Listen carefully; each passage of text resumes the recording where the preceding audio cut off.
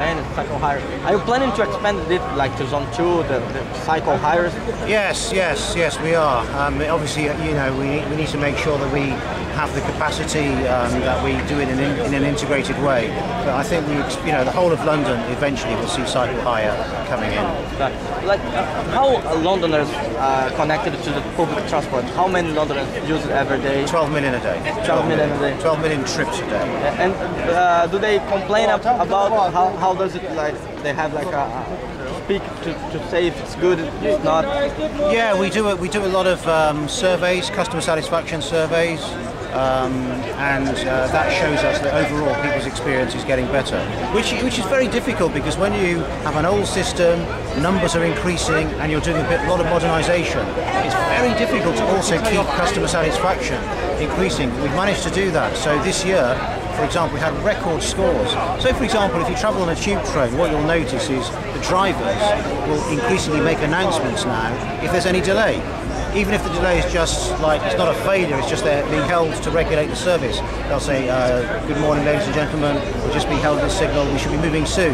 And that kind of stuff has made a big difference how customers feel about public transport. So they think, yes, these people, they're telling us what's going on, they're communicating with us. So generally speaking, we think Londoners are reasonably satisfied with the transport offering. Of course, we can do more, and we're always keen to listen to our customers and make sure we learn from what they tell us. Yeah, before the games, like you had like some problems with almost all kind of public places with some strikes. Like in buses you have like, and we probably will have this in Rio as well, because how to deal with that? Always before a big game you're gonna have this kind of stuff. I think you're right. I mean, it's obviously a time when you're asking people to do a lot of work, and you're asking people to work longer hours, and you have to make sure that you compensate them for that. I think that the secret is to try and get the agreements and the discussion as early as possible. The later you leave it, the worse it will get. So have a discussion, sit down, talk to your workforce, and say, okay, this is what we want.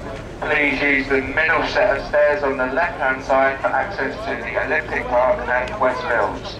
Can I also remind you to keep an eye on all of your possessions? We will not be held accountable for any lost property. Thank you. Yeah, so you need to say, this is what we want you to do. This is why the plan is important. Once you have your plan of how you want to move people, where you want to move them to, the hours of operation, then you get everything ready and talk about your different transport systems and your contractors, supply chain. Also, it's very important to then sit down and talk to your staff and say, this is how we want you to support us, how are we going to compensate you? And those discussions must be had very early on. And like, if you can like have like opinion for Rio, and if they ask you how to make like it works for the transport during the games, what do you suggest? I mean, because we're having like some improvement in just one kind of transport. Is it okay, or should be like different kinds? And Rio? Yeah, I think it has to be an integrated transport solution. You've got to think about customers from the minute they arrive at the airport. You've got to think how you get them through the security at the airport.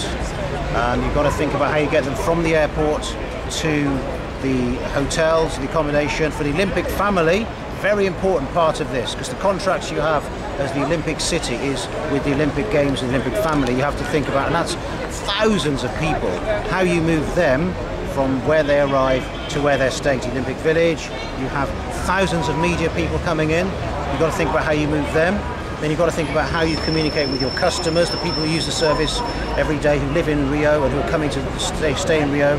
How are you going to get them to the games? Is it bus? Is it car? Is it bicycle? Is it rail?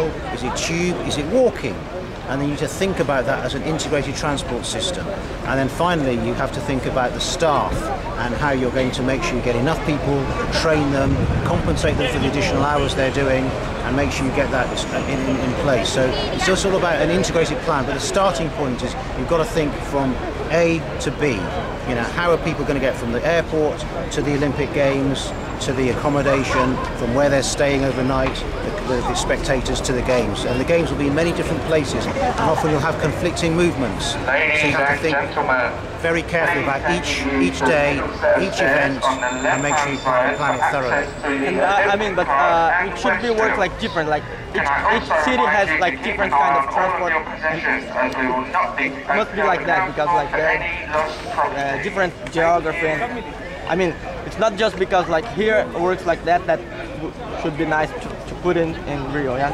Correct. I think that we are a very different city to Beijing, different city to Sydney, to Tokyo. Every city is different, so you have to start from where what you're good at, what transport networks you have. You have to work with the transport authorities, the safety authorities, the police, and make sure you get everything planned. So whatever systems you have, think about how you can supplement them, make them more reliable, give you additional capacity, and just make sure that you can move people. So if you have a tube system or a metro system... Ladies and gentlemen, please use the middle set of stairs on the left-hand side for the Olympic Park and Westfield.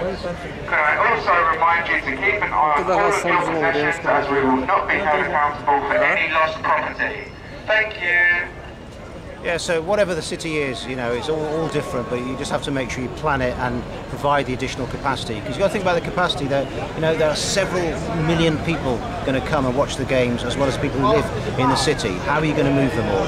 And, if you have to buy additional capacity, you have to build additional capacity, you have to do that too. You need to plan it ahead. And after the games, what's the legacy for the city? Our legacy is fantastic. All this stuff is staying here. It's not going away. So all the investment we've made in transport, in the training of our staff, in how we do things better, it can be a good catalyst. It's a good catalyst for change. I don't think we will be the same after the games as we were before. And so again, I think a very good thing to do for the management is to think, how am I going to use the games to make some long-term changes in the way we work, in the way we move people, the way we deal with our... Ladies and gentlemen, please